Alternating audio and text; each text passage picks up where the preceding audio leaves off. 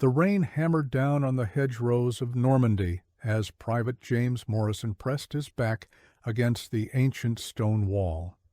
His M1 Garand felt heavy in his hands, 8 rounds loaded and ready. Across the field, somewhere in that maze of thick hedges and sunken roads, German soldiers waited. Morrison had been trained to make every shot count, conserve ammunition. Fire only when you have a clear target. But that's not what saved his life that day in June 1944. What happened in those hedgerows and in countless firefights across 2 theaters of war would fundamentally change how America fought its battles. This is the story of a tactical revolution that seemed wasteful, appeared reckless, but ultimately proved devastatingly effective. To understand this transformation, we must first travel back to a time when the very idea would have been considered madness.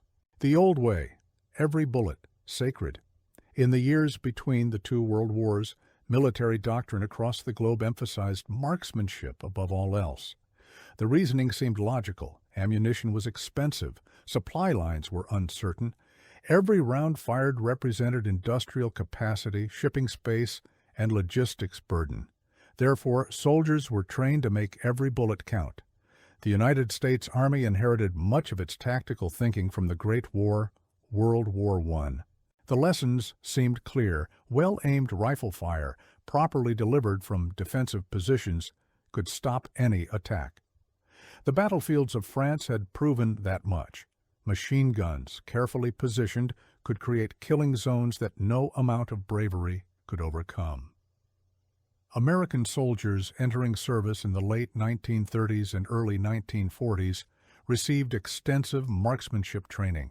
On ranges across the country, they learned to breathe properly, squeeze the trigger smoothly, and group their shots tightly at ranges exceeding 500 yards. The standard was high. The expectation was clear. You fired when you had a target. You fired when you could see what you were aiming at. This made perfect sense in theory. In practice, as American forces would discover, combat followed very different rules. The M1 Garand rifle, adopted in 1936, seemed to embody everything the Army wanted in a modern infantry weapon. Designed by Canadian-born engineer John Garand at Springfield Armory in Massachusetts, this semi-automatic rifle represented a quantum leap over the bolt-action weapons that had dominated the previous war. The Garand fired the powerful .30-06 cartridge. It held 8 rounds in an en-bloc clip that loaded from the top. Most importantly, it could fire as fast as a trained soldier could pull the trigger without the need to manually work a bolt between shots. General George Patton would famously call it the greatest battle implement ever devised. And he wasn't wrong. The M1 Garand gave American infantrymen a significant firepower advantage over their enemies. German soldiers, armed primarily with the Karabiner 98K bolt-action rifle, had to work their bolt after each shot. Japanese troops carried the Arisaka Type 99, also bolt-action. While these were fine weapons, accurate and reliable, they simply couldn't match the rate of fire that the Garand offered. A trained American soldier with an M1 Garand could fire 40 to 50 accurate shots per minute. His German counterpart with a K98 might manage 15, his Japanese opponent even fewer. This wasn't a small advantage, it was transformational. But here's the thing about advantages: they only matter if you use them. The shocking discovery. When American forces first deployed to the Pacific and then to Europe, military historians accompanied them. The Army wanted detailed records of these campaigns. They wanted to understand what worked and what didn't. They wanted to learn from every engagement, every battle, every firefight. One of these historians was a man named Samuel Lyman Atwood Marshall, though everyone called him Slam. A World War I veteran and former newspaperman, Marshall had a unique approach. Instead of just reading after-action reports from commanders, he wanted to talk to the soldiers themselves. Immediately after combat, while memories were still fresh, he would gather small units and conduct what he called group interviews. Marshall would sit with a rifle company, sometimes just a platoon or squad, and walk through the battle step by step. Who was where? What did you see? When did you fire? What were you shooting at? The technique was innovative. It was also revelatory. What Marshall discovered shocked the military establishment to its core. In his 1947 book, Men Against Fire, Marshall made an astonishing claim.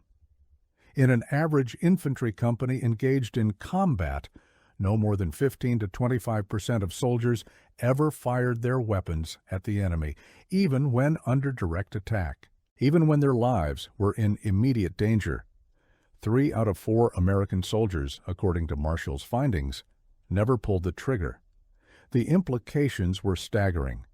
Here was an army equipped with the finest infantry rifle in the world, trained to a high standard of marksmanship, fighting for their lives and the freedom of nations. And 75% of them weren't shooting back. Marshall's explanation was psychological. He argued that most human beings have a deeply ingrained resistance to taking another person's life. This resistance, built into us by civilization and social norms, was so strong that soldiers would endure almost anything rather than consciously choose to end another human being's existence. Men would huddle in foxholes under fire, would help wounded comrades, would advance when ordered, but they wouldn't shoot to eliminate the enemy. Now it's important to note that Marshall's methodology and findings have been heavily criticized in the decades since. Researchers examining his papers found little evidence of the systematic data collection he claimed. Many veterans disputed his conclusions outright. General James Gavin, who commanded the 82nd Airborne Division, called Marshall's claims absolutely false. But here's what matters for our story. Whether or not Marshall's specific numbers were accurate, the Army believed him. And more importantly, they acted on his conclusions. The military establishment looked at Marshall's findings and asked a crucial question. If this is true, how do we fix it? The seeds of change. The answer didn't come immediately, but it was already germinating in the minds of tactical innovators.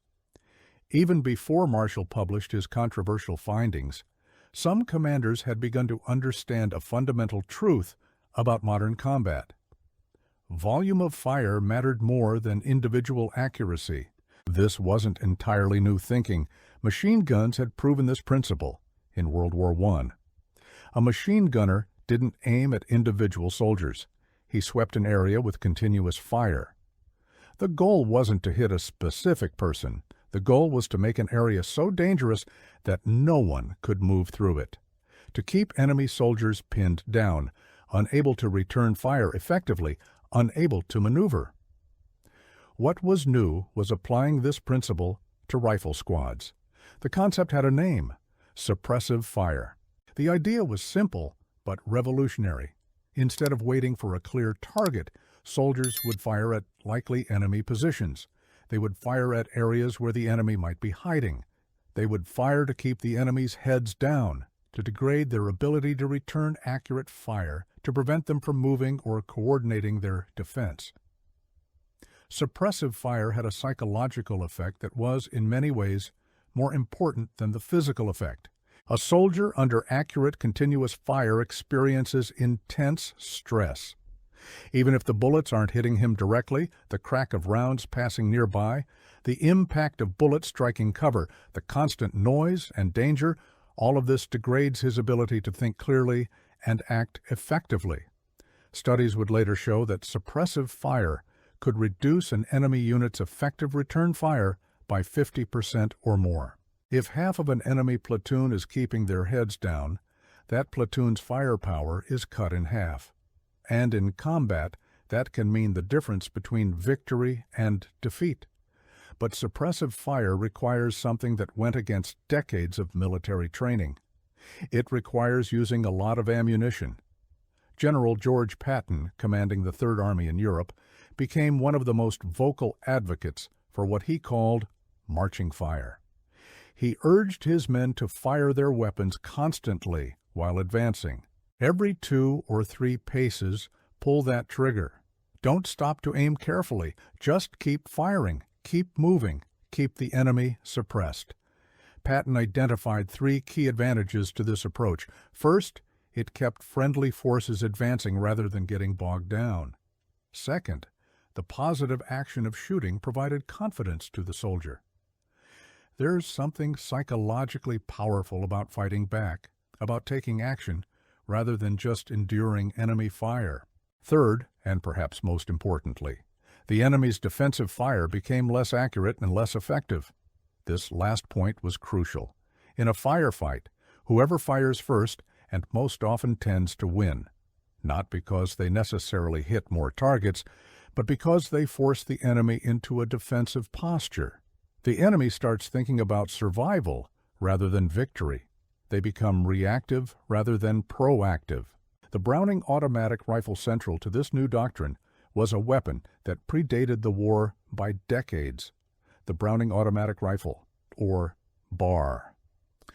Designed by the legendary John Moses Browning and adopted by the Army in 1918, the BAR was technically classified as a light machine gun, though it was carried and operated by a single soldier. The BAR could fire fully automatic, pouring out rounds at a cyclic rate of 500 to 600 per minute. In practice, gunners were taught to fire in short bursts to conserve ammunition and prevent barrel overheating.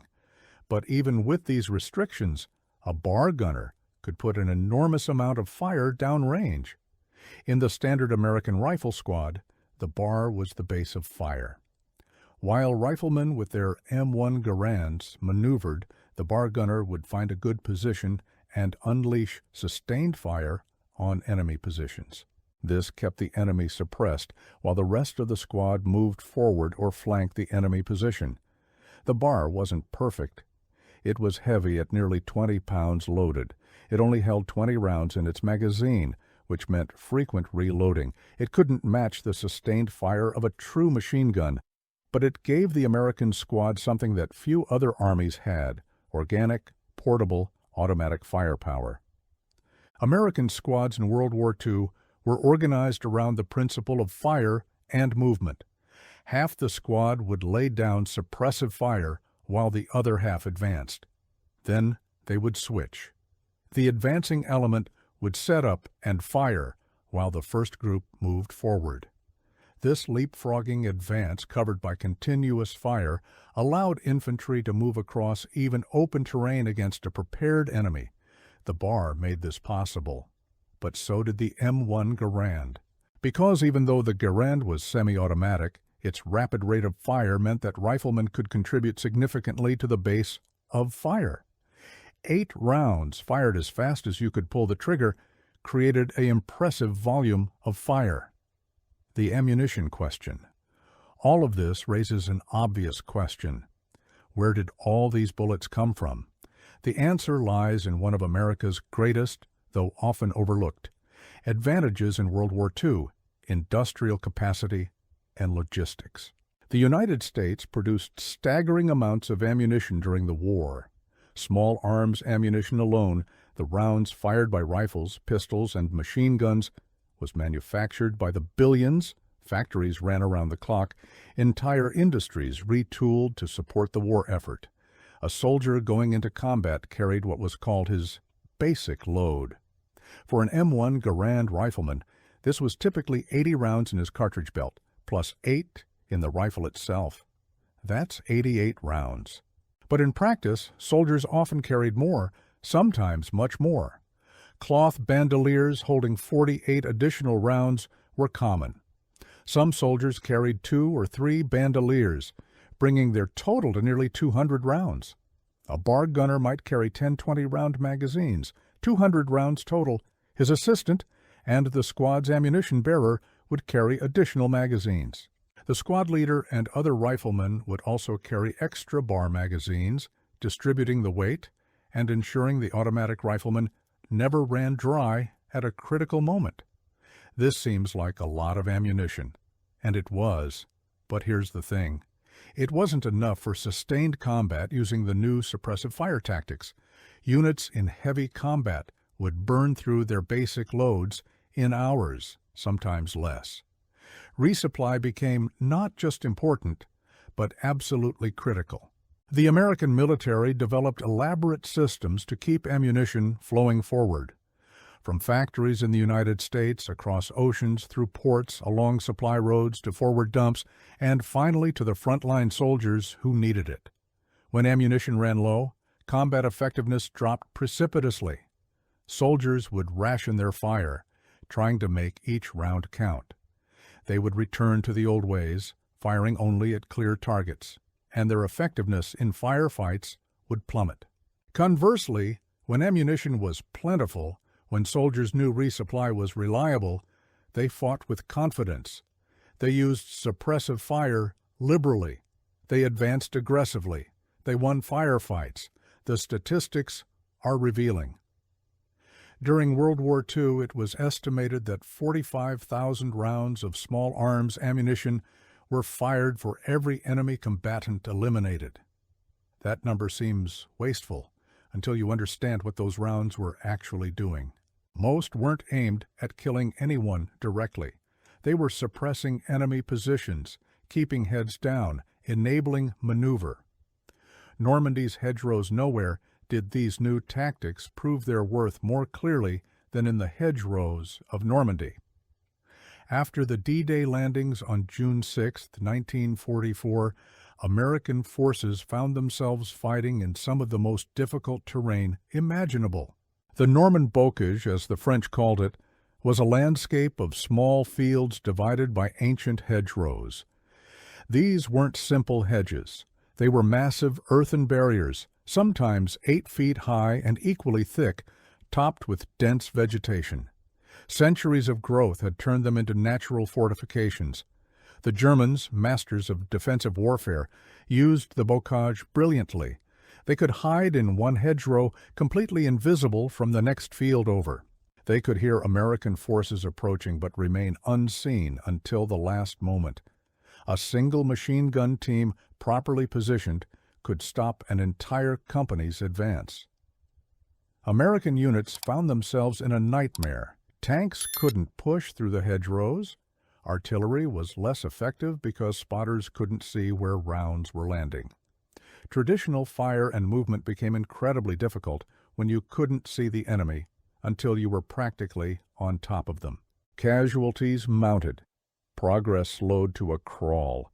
The Allies had planned to break out from the beachhead quickly. Instead, they found themselves in a grinding battle of attrition that seemed to favor the defender. But gradually, American units adapted. They developed new tactics specifically for the bocage. And at the heart of these tactics was suppressive fire. The technique worked like this. When a unit moved up to a hedgerow, they didn't try to peek over cautiously to spot the enemy. Instead, they would blast the opposite hedgerow with overwhelming fire. Riflemen would fire full clips into likely enemy positions. Bar gunners would sweep entire hedgerows with automatic fire. If available, light machine guns and mortars would add their weight. Only after saturating the area with fire would a small team move forward to check the next field. Often, they would find dead or wounded Germans, but just as often, they would find nothing. The Germans had withdrawn to the next defensive position, unable to hold under such intense fire. This wasn't efficient in terms of ammunition expenditure. For every German soldier hit, hundreds or thousands of rounds were fired. But it was efficient in terms of what really mattered: American casualties. Units using these tactics took fewer losses and made better progress than those trying to conserve ammunition. Commanders learned to ensure their units had plenty of ammunition before launching attacks. They learned to position resupply points close to the front. They learned that running out of ammunition in the bocage could be fatal. Private James Morrison, the soldier we met at the beginning of this story, survived his first firefight in Normandy by doing something that would have earned him a reprimand just months earlier. When his squad leader spotted potential enemy movement in a distant hedgerow, he ordered the entire squad to open fire. Morrison and his comrades poured dozens of rounds into that hedgerow without ever seeing a specific target. They never confirmed a hit. But they also never took fire from that position.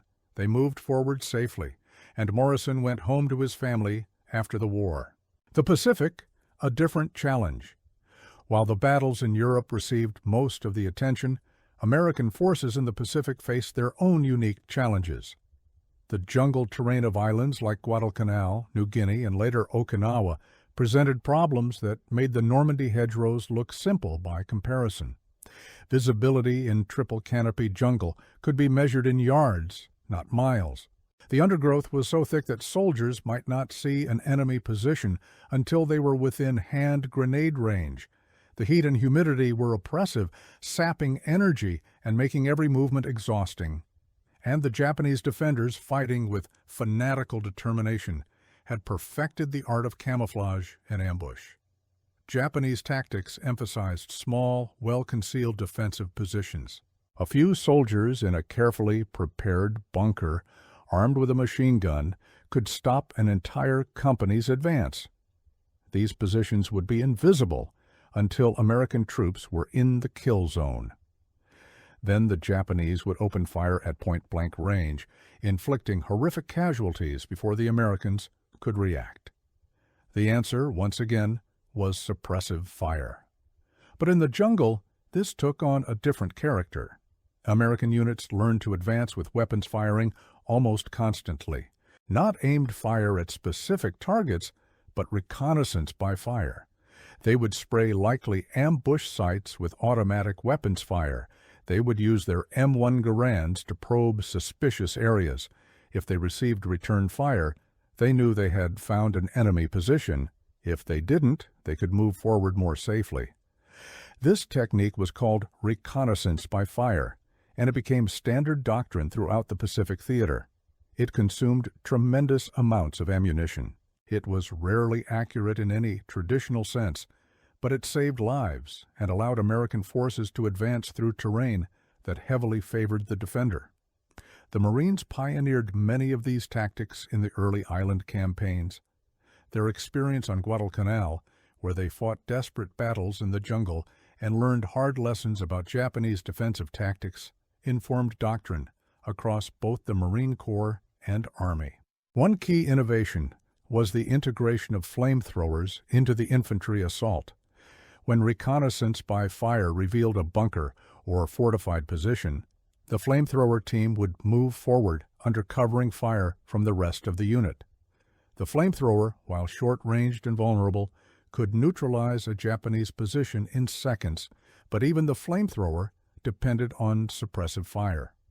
The operator needed his squad mates to keep the enemy's heads down while he moved into position. This meant continuous fire, often from multiple weapons, creating a wall of bullets that made it nearly impossible for the Japanese defenders to aim and shoot accurately. Training revolution.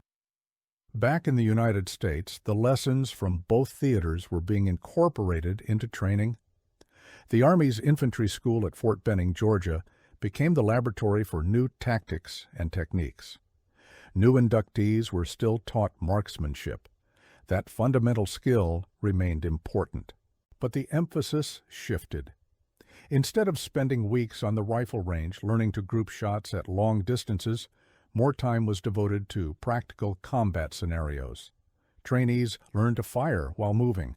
They learned to use suppressive fire. They learned that in combat, the goal wasn't always to hit a specific target, but to create effects, to suppress the enemy, to enable maneuver. They learned that ammunition was a tool, to be used liberally when needed. The training emphasized aggression. Fire and movement drills were conducted constantly.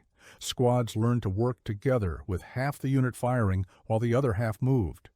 They practiced this until it became second nature, until they could execute these movements under stress without having to think about them.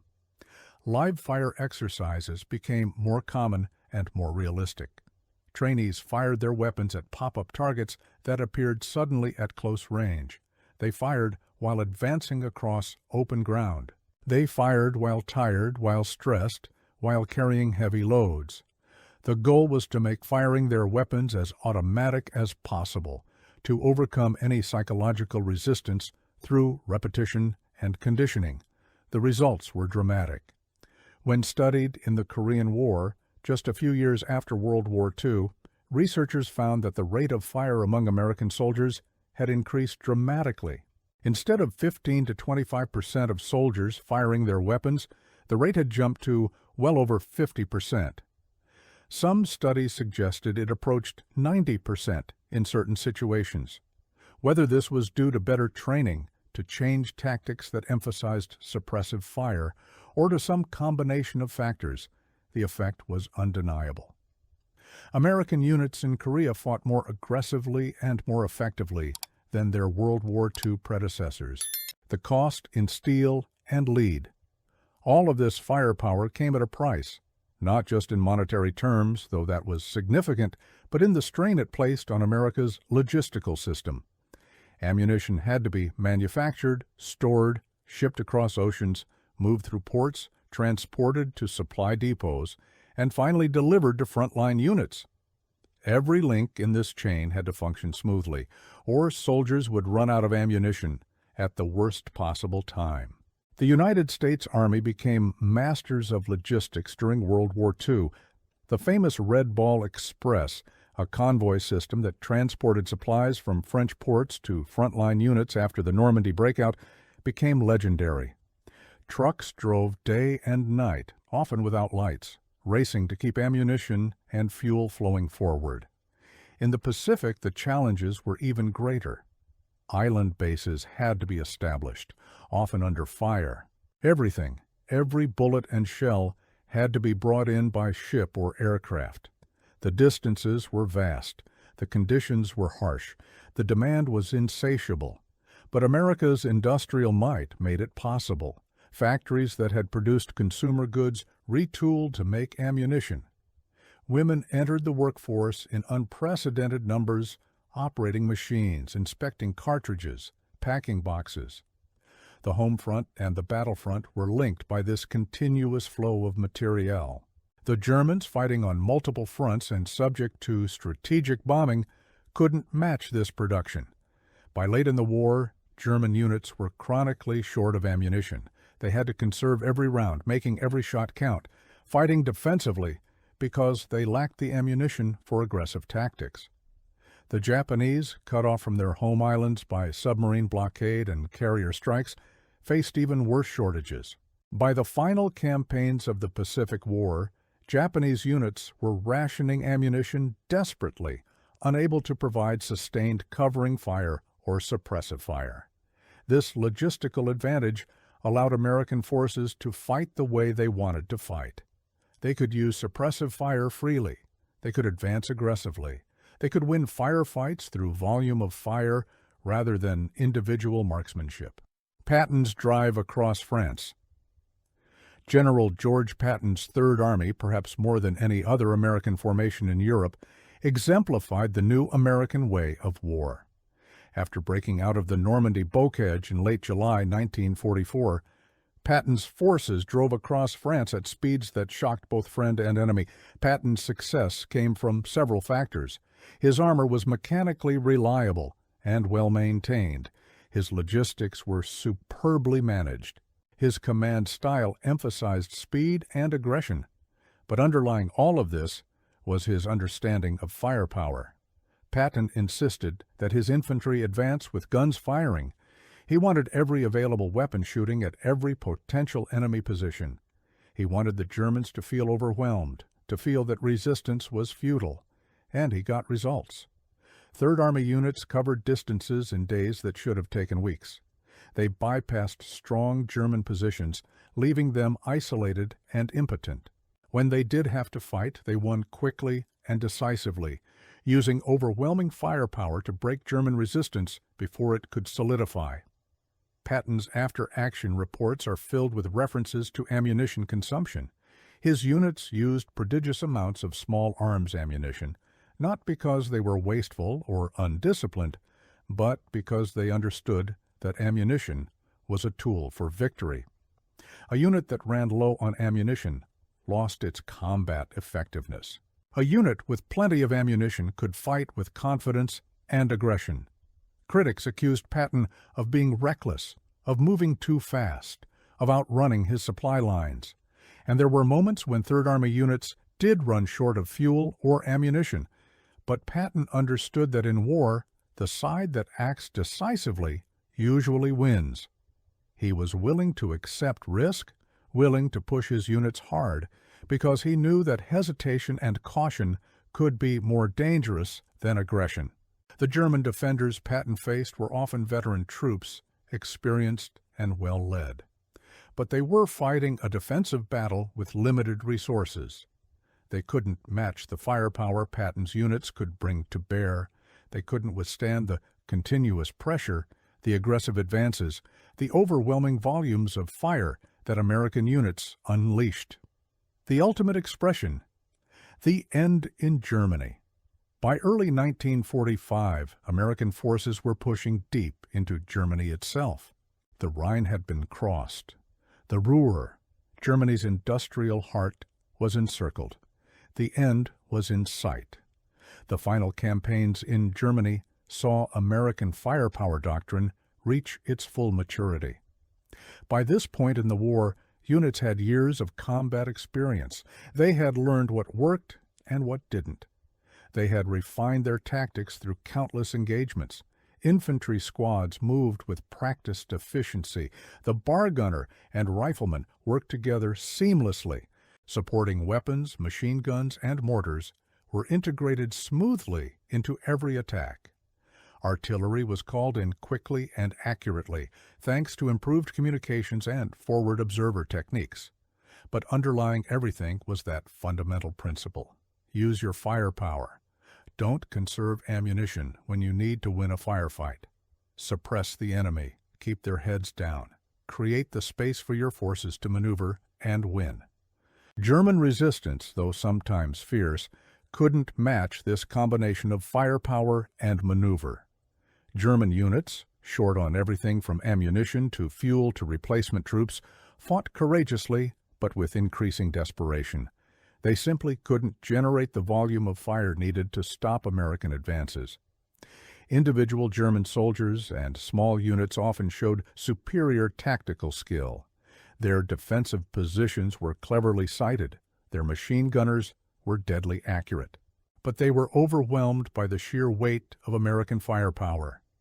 When every hedgerow might conceal a full rifle squad firing M1 Garands, when every advance was covered by multiple bars and machine guns, when artillery could be called in within minutes, the battlefield belonged to the Americans.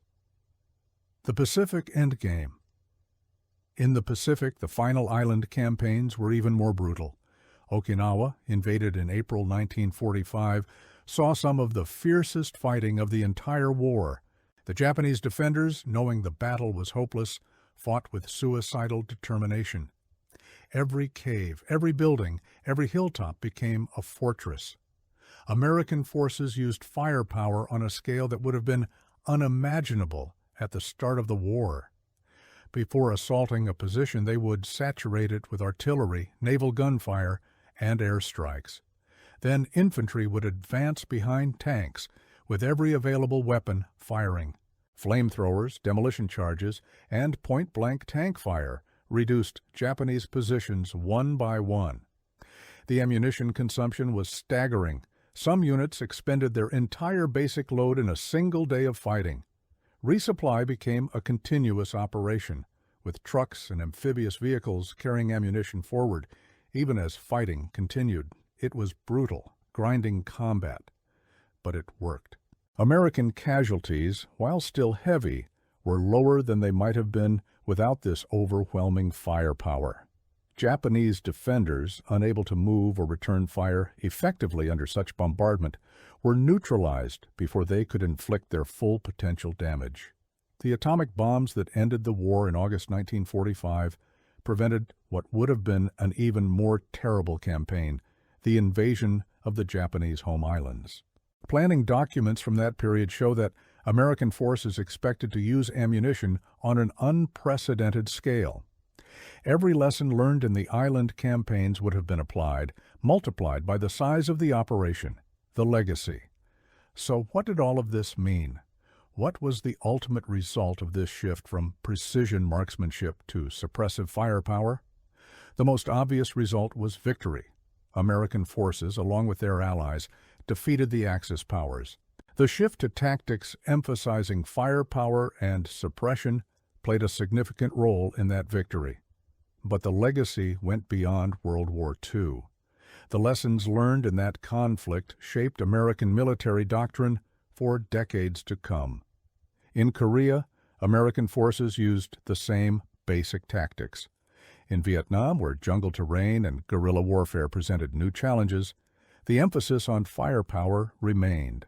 The M16 rifle, which replaced the M1 Garand, was fully automatic, allowing even greater rates of fire. The M60 machine gun provided squad-level firepower similar to the BAR, but with much greater ammunition capacity. Critics have argued that American forces became too dependent on firepower, that they lost the emphasis on marksmanship and individual tactical skill. There's some truth to this criticism. In Vietnam, ammunition consumption reached levels that shocked even World War II veterans, 50,000 rounds per enemy combatant, according to some estimates, but proponents argue that this approach saved American lives. In any firefight, the side that fires first and most often has a significant advantage. American doctrine from World War II onward has emphasized winning that race. Use your firepower advantage. Suppress the enemy. Create the conditions for victory. Modern American military forces continue this tradition. Today's infantry squads are equipped with weapons that would astound World War II veterans. The M4 carbine can fire semi-automatic or fully automatic. Squad-designated marksmen provide precision fire at long ranges. The M249 squad automatic weapon serves the same role as the BAR, but with a 200-round belt instead of a 20-round magazine.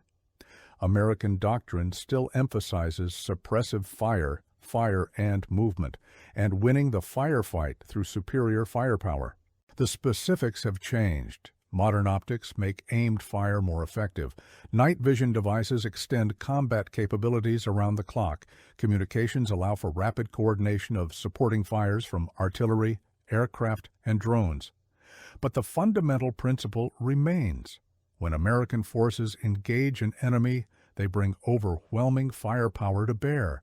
They don't conserve ammunition, they don't fight fair. They use every advantage they have to win quickly and decisively. Understanding the transformation. Looking back at World War II through this lens helps us understand several things that might otherwise seem confusing. Why did American forces, despite often being less experienced than their German counterparts, ultimately prove so successful? Firepower was part of the answer. American units could generate volumes of fire that German units, hampered by ammunition shortages and fighting on multiple fronts, couldn't match. Why did Japanese defensive tactics, which seemed so effective early in the war, become progressively less successful? Because American forces learned to suppress those defensive positions with overwhelming fire rather than trying to root them out with precision attacks. Why did logistical superiority matter so much? Because the new American way of war depended on maintaining a continuous flow of ammunition. Units that ran low on ammunition lost their combat effectiveness immediately and dramatically. The shift from precision to suppression, from conserving ammunition to using it liberally, wasn't wasteful. It was strategic. It was tactical. It was, ultimately, victorious. American soldiers in World War II learned that the goal wasn't to hit every target. The goal was to win the firefight, to keep the enemy suppressed while friendly forces maneuvered, to create psychological pressure that degraded enemy effectiveness, to use the tools available, especially the tremendous industrial capacity of the United States, to create advantages on the battlefield. Whether S.L.A. Marshall's specific claims about firing rates were accurate or not, his broader point had merit. Combat is psychological as much as physical. The soldier who feels he's winning, who feels he has the advantage, fights better than the soldier who feels overwhelmed and outmatched. Suppressive fire created that psychological advantage. The human element. But we shouldn't lose sight of the human element in all of this. Behind every statistic, every tactical innovation, every round fired, there were real people. Private James Morrison, who we met at the beginning of this story, went on to fight through the rest of the Normandy campaign across France and into Germany. He survived the war and returned home. He never forgot the sound of his M1 Garand firing, the heavy recoil against his shoulder, the smell of gunpowder. He never forgot his squad mates, some of whom didn't make it home. In his later years, Morrison sometimes wondered about those firefights in Normandy. Had he hit anyone? Had any of those hundreds of rounds he fired actually found their mark? He never knew. But he understood in a way that only a combat veteran can, that it didn't really matter.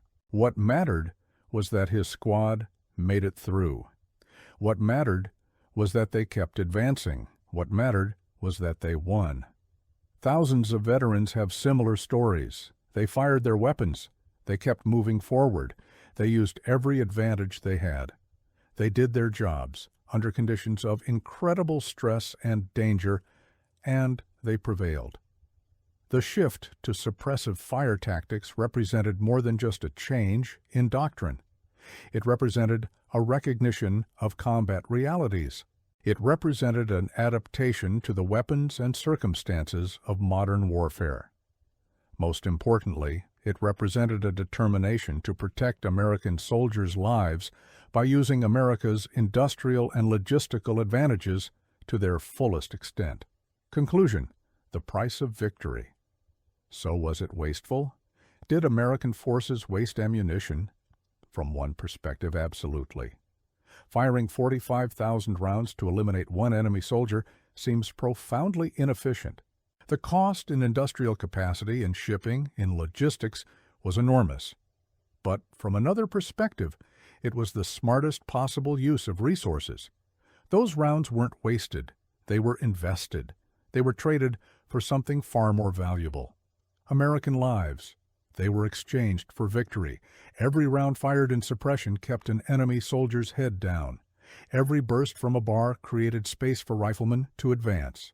Every clip from an M1 Garand contributed to the psychological pressure that wore down enemy resistance. The rounds that missed their targets weren't failures. They were part of a system, an approach to combat that proved devastatingly effective. The Germans had better tanks for much of the war. Their machine guns were superior. Their infantry tactics at the small unit level were often more sophisticated, but they couldn't match American firepower. They couldn't withstand the continuous pressure, the aggressive advances, the overwhelming volumes of fire. The Japanese defenders in the Pacific fought with incredible courage and determination. They turned every cave into a fortress, every jungle clearing into a killing ground. But they couldn't stop American forces that advanced behind walls of bullets, that used reconnaissance by fire to find defensive positions, that called down overwhelming supporting fires before closing with the enemy. American victory in World War II came from many factors: the courage of individual soldiers, the skill of commanders, the quality of equipment, the power of the industrial base, the effectiveness of the alliance with Britain, the Soviet Union, and other nations. But underneath all of that was a fundamental tactical innovation, the recognition that in modern combat, suppressive fire and aggressive tactics, enabled by abundant ammunition, were more effective than conservation and precision. The soldiers who learned this lesson, who put it into practice in the hedgerows of Normandy, the jungles of the Pacific, and the streets of German cities, didn't waste their ammunition. They used it to win the war. They used it to come home. They used it to build the peace that followed. That sound you hear echoing through history, the sound of M1 Garand's firing, of bars chattering, of American infantry advancing with guns blazing, that's not waste. That's victory. That's the sound of American soldiers, equipped with the finest weapons their nation could provide, supplied with all the ammunition they needed, using every advantage to defeat tyranny and defend freedom. And that's a sound worth remembering.